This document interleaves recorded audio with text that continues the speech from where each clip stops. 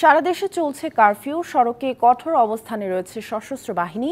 তৃতীয় দিনে কারফিউতে রাজধানীর চিত্র জানিয়েছেন সহকর্মী মোহন ইসলাম। রাজধানীর মতিঝিল ব্যাংকপাড়া বা অফিস পাড়া হিসাবে খ্যাত এই এলাকার নিরাপত্তা ব্যবস্থা একদম যদি আমি বলি নিরাপত্তার চাদরে কিন্তু ঢেকে দিয়েছে আইনশৃঙ্খলা বাহিনী সহ যারা সশস্ত্র বাহিনীর সদস্য যারা রয়েছেন তারা।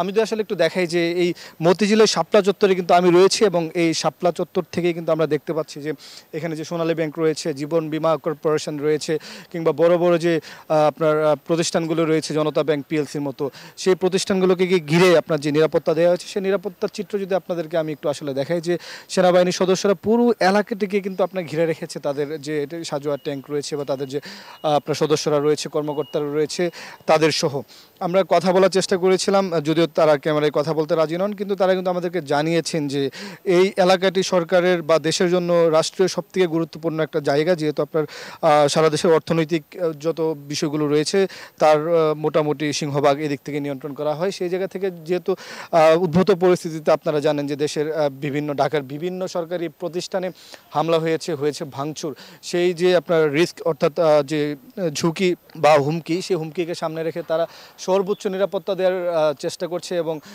মোড়ে মোড়ে এই যে এলাকাটির মোড়ে কিন্তু আমরা দেখেছি সেনাবাহিনী টহল। আমরা আসার পথে মতিঝিল এলাকায় ঢোকার পথে আমরা 3-4 জায়গায় কিন্তু আমরা টহলের সম্মুখীন হয়েছি এবং আমরা সেই সম্মুখীন আমরা তাদেরকে বলতে হয়েছে আমরা মিডিয়া কর্মী, এবং আমাদের পাশ দেখানোর পরে কিন্তু আমাদেরকে ছেড়েছে। অর্থাৎ শুধু আমরা নয়, যে কোনো ধরনের যানবাহন চলাচলকারী মানুষ বা রিক্সা থেকে শুরু করে যারা যাচ্ছেন যাদের সিরিয়াস সমস্যা রয়েছে, অর্থাৎ মেডিকেল কোনো ইস্যুস বা পাশ রয়েছেন জরুরি কাজে, তাদেরকে কিন্তু যেতে দিচ্ছে, এছাড়া সবাইকে ফেরত দিয়ে দিচ্ছে। আপনি যে আপনারা দেখতে পাচ্ছেন যে তাদের সাথে কথা বলে যারা পথচারী রয়েছে তাদেরকে কিন্তু আগে এনশিওর করছেন যে আসলে তারা কোনো কাজে বের হয়েছে নাকি তারা এমনিতে বের হয়েছে। এবং মোটা দাগে বলতে গেলে যে এই এলাকার নিরাপত্তা যেটা রয়েছে সেই নিরাপত্তা জোরদারে তাদের সর্বোচ্চ দেওয়ার চেষ্টা করছে। এবং যেহেতু আপনার অর্থনৈতিক খাত বা যেটা যদি টাকা পয়সার কথাই বলি, দেশের সিংহভাগ এদিক থেকে নিয়ন্ত্রণ হয়, সেই জায়গা থেকে কোনো ধরনের ঝুঁকি বা হুমকি নিতে চায় না। তাই এই এলাকাটিকে সম্পূর্ণ নিরাপত্তার চাদরে ঢেকে দেওয়া হয়েছে এবং শুধুমাত্র এক স্তরে না, কয়েক স্তরে দেওয়া হয়েছে যেন কোনো ধরনের হুমকি বা ঝুঁকি না থাকে। এবং প্রত্যেকটি মানুষ, প্রত্যেকটি যানবাহন, প্রত্যেকটি রিক্সা ও সিএনজি চালিত অটোরিক্সা সবগুলোকে কিন্তু আপনার চেকিংয়ের পর, তল্লাশির পর কিন্তু যেতে দিচ্ছে। এই ছিল মতিঝিল থেকে আমার কাছে সর্বশেষ। এবার খুলনা নগরীর সার্বিক পরিস্থিতি জানাচ্ছেন সহকর্মী আমিরুল ইসলাম। আমি রয়েছি যে খুলনার শিববাড়ির মোড়ে, এই স্থানটি যে সহিংসতার ঘটনা ঘটেছিল, বলা যায় যে এই স্থানটি খুলনার গুরুত্বপূর্ণ স্থান ছিল।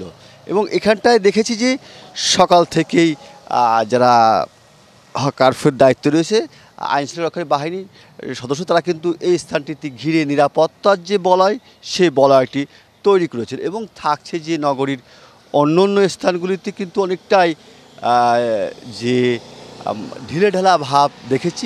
মহল্লার যে সড়কগুলি সেগুলোর চিত্র ছিল আরেকটু ভিন্ন, বিশেষ করে অনেকটাই ঢিলেঢালা ভাবে এখানটায় কারফিউ বাস্তবায়িত হচ্ছে। এবং এখানটায় দেখেছি যে বিশেষ করে যে মুদি দোকানগুলো, ব্যবসা প্রতিষ্ঠানগুলো, সেগুলো অনেকটাই স্বাভাবিক রয়েছে এবং মানুষের যে জড়ো হওয়ার উপস্থিতি ছিল অনেকটাই চোখে পড়ার মতন। এবং যার কারণে যে এখানটায় পুলিশ প্রশাসনের পক্ষ থেকে দাবি করা হচ্ছে যে সব মিলিয়ে এই কারফিউকে বাস্তবায়নের জন্য আইনশৃঙ্খলা বাহিনী সর্বোচ্চ নিরাপত্তার চাদরে মুড়ে ফেলেছে। এটাই ছিল সর্বশেষ অবস্থা।